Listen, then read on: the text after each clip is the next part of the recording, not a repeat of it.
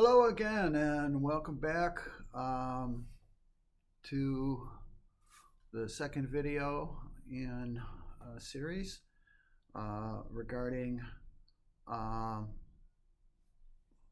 further understanding of the Holy Grail and our quest for the Holy Grail. In the first video, I talked about a book that I was given, The Sphere of Destiny, here. And the thing about this book, as it relates to the topic, is in this book, The Sphere of Destiny, the theory is, and the theory behind any of the Grail objects is that whatever the object is, it has power. And there's a word that I've learned called numinous, which is any object that has like religious power, a good luck charm, or a golden calf, think, or anything that you attribute. And it could be a ritual. It could even be a human being, but we're not supposed to worship stuff like that. So that's actually the first great sin in the commandments is and so that's a really bad one. But anyway, this Holy Grail object is supposed to have tremendous power. And in this book, The Sphere of Destiny, it describes how Hitler in particular sought after one of about 7 spears that were floating around Europe that legend had it was the spear that pierced the side of Jesus, that's mentioned in the book of Matthew at the crucifixion, where a Roman soldier was sent out by Herod to prove that Jesus was dead, and actually he sent the Roman centurion out to break the bones of Jesus to prove that he was not the Messiah, because in Isaiah it was prophesied that not a bone on him shall be broken. But when the centurion got there, he decided to just poke a spear in the side of the body to prove that he was dead, and out came blood and water, surprisingly. But one of the Grail legends is that spear had power, and according to legend, the Roman centurion converted on the spot to Christianity, and he was cured of glaucoma. He was going blind, but he was cured. That's ancient tradition that's found in some of the other books that didn't make it into the Bible. So there's a lot of things that didn't make it into the Bible that actually turn out to be true. It doesn't mean that everything in the Bible is not true, or that everything in the Bible is true. It's just that there are things that we know that aren't in the Bible that happened in other places and in different ways. So that's what history is about, is to try to get to the bottom of it and what really happened, and to who and when and why, to the best of our ability to judge such things given the evidence that we have. And one of the things that we know is that people in ancient times and today are very superstitious and very prone to believing in things, especially when emotion and emotional things are involved. They lose their ability to think rationally, and they begin to think emotionally, and they get upset, and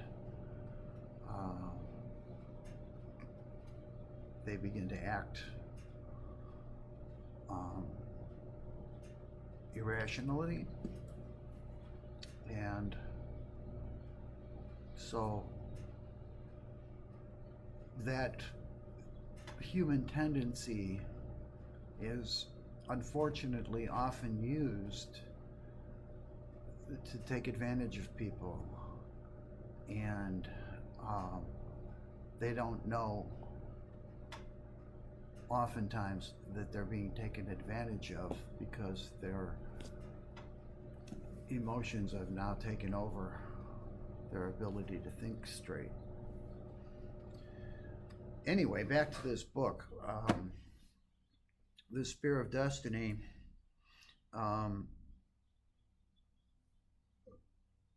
My larger point is whether or not you believe, I don't really, that physical objects have mystical power in them.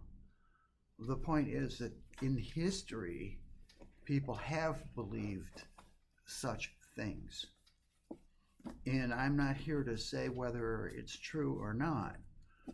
But if you are a fan of Star Wars or Lord of the Rings or Indiana Jones, all of those relate to the quest for an object that has mystical powers. And the tendency of human beings to want to believe in such objects is very strong. And we have historical precedents for such things. And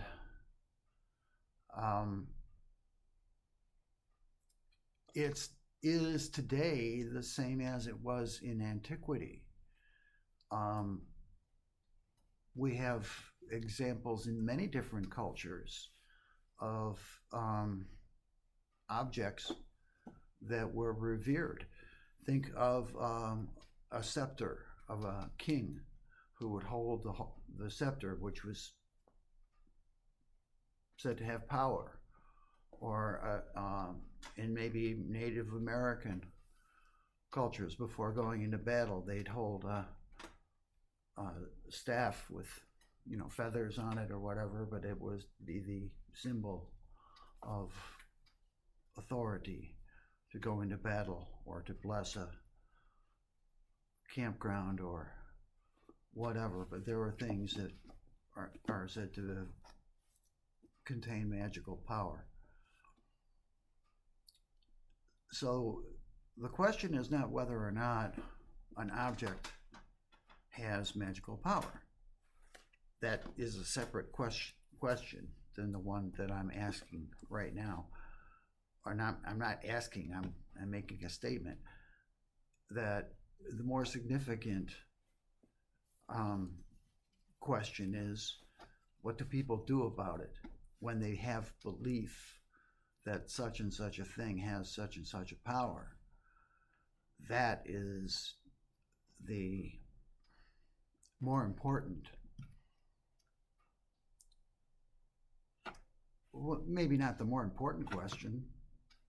Certainly, if a thing was magical, that's pretty incredible, I would say, yeah.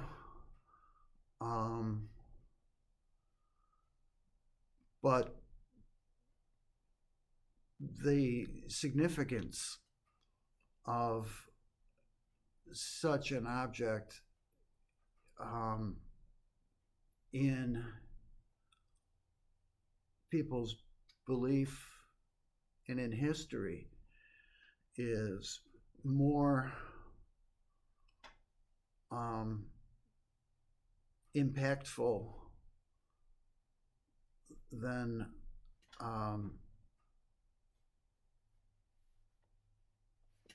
the object itself. It may be that these are just objects, and that's fine if that's what it is. But if any of them are more than that, there are right now around 200 objects that I've learned that have some claim to be the Holy Grail.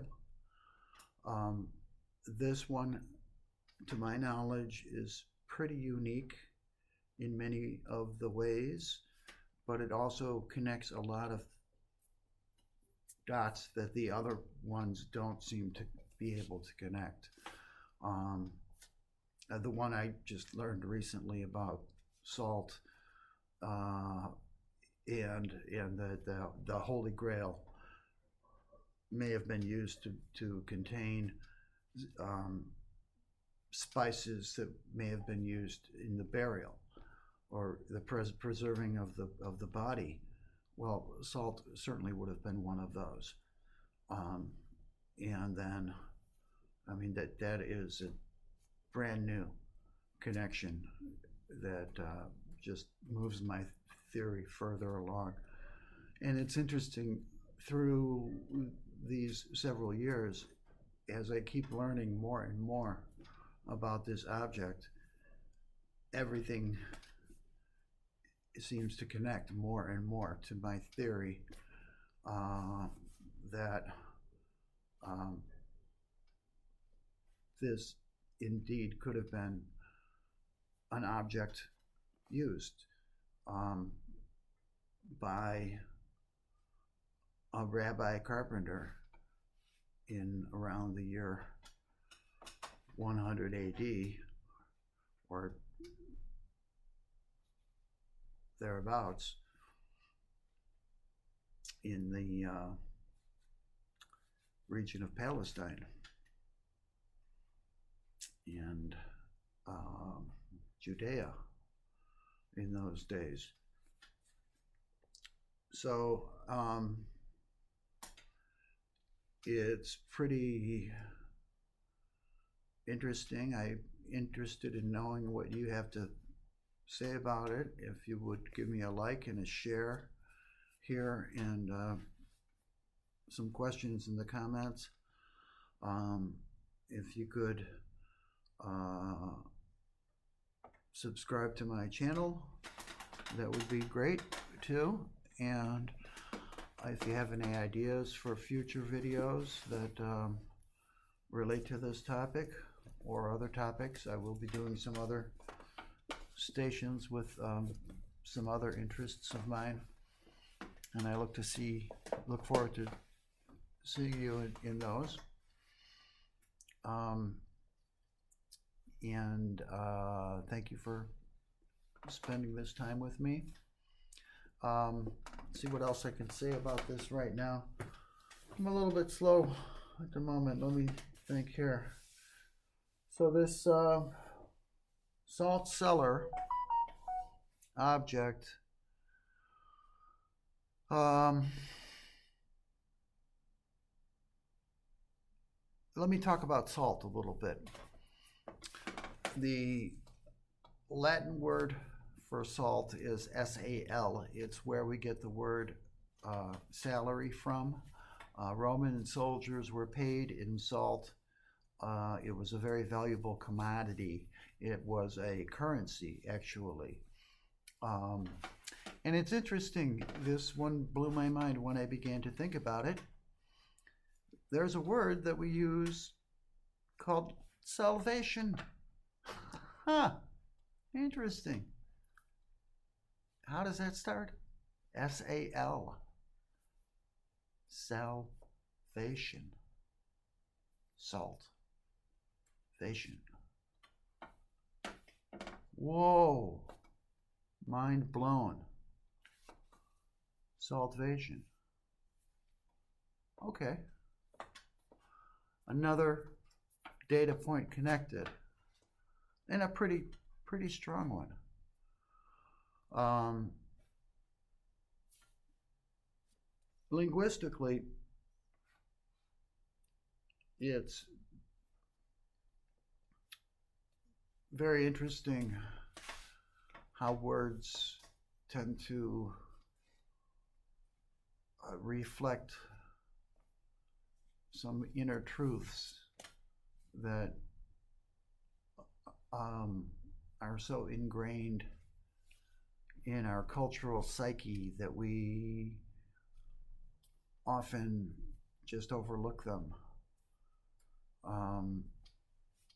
But salt is actually one of those words, in the words that are derived from salt.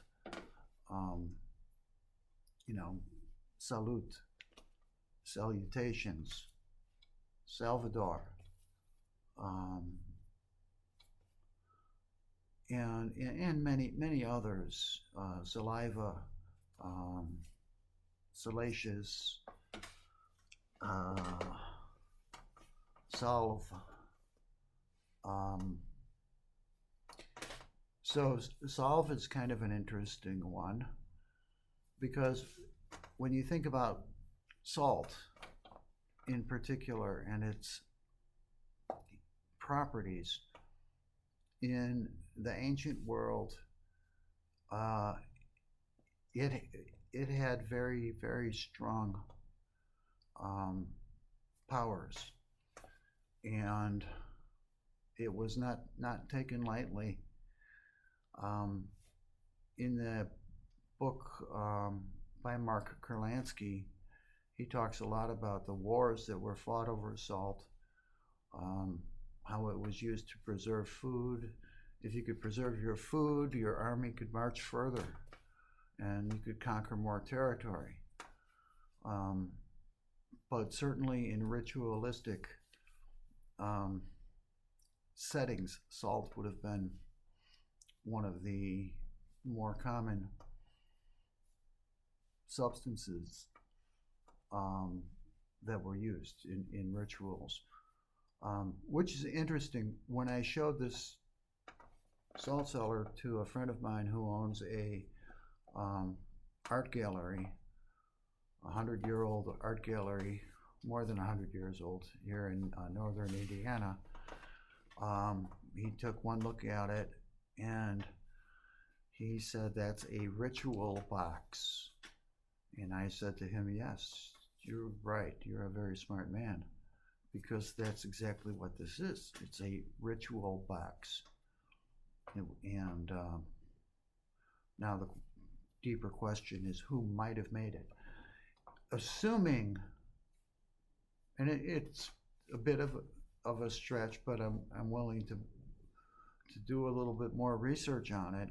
But if I'm right, and the timeline is right, and that the salt cellar came from El Fayum, Egypt, from the same place that this box came from, which has the circumpunct all over it, El Fayum, Egypt, 100 AD, of the Roman culture. If this came from there at the same time period, the next question is, who might have made it and why? And that's another data point. But if that one connects, just even possibly, that's all I'm looking for. Is it possible? We've got factual, something that we know for sure, 100% certainty. Okay, that's one standard. Then we've got possible, and then we've got probable. Okay, these are different standards. I'm just looking at probable, possible, potentially,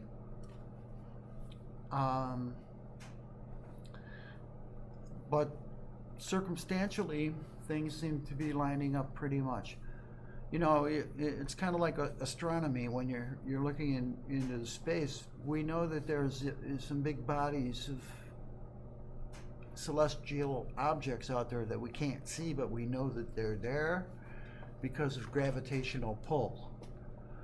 And in the same kind of a way, when you're trying to reverse engineer, let's say, an object like this, you're reverse engineering it. It's kind of like the opposite of Oak Island, where they're digging in the ground looking to find something. Here we've got something we've already found. And the challenge for us now is to reverse engineer it and find out how it got here to the best of our ability, and how we know what we can know about it.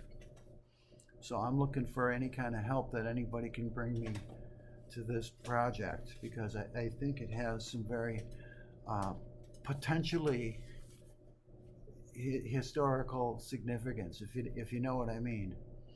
But I really could use any help.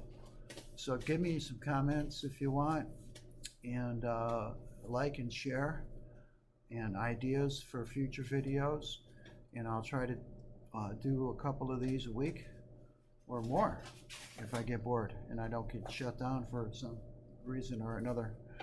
But I'll try to avoid anything that might do anything like that.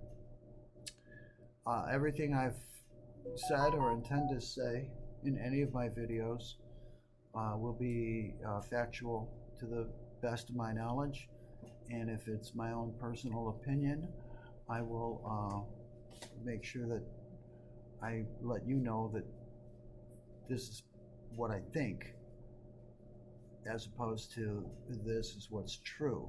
If I don't know it's true, I won't say it's true. Fair enough? Okay. Because I only spread what I know to be factual. And I may quote people who have been wrong, who are wrong, but I don't spread misinformation intentionally. And I try to determine as best I can what is reliable and provable. And I look forward to seeing you in future videos. Thank you for watching this one. I'll try to keep them short, because I know you're busy and this is maybe not your first cup of tea or your first priority. And I hope you're doing great. Look forward to seeing you soon in the next video or somewhere else, unless you see me coming first, right? Bye for now.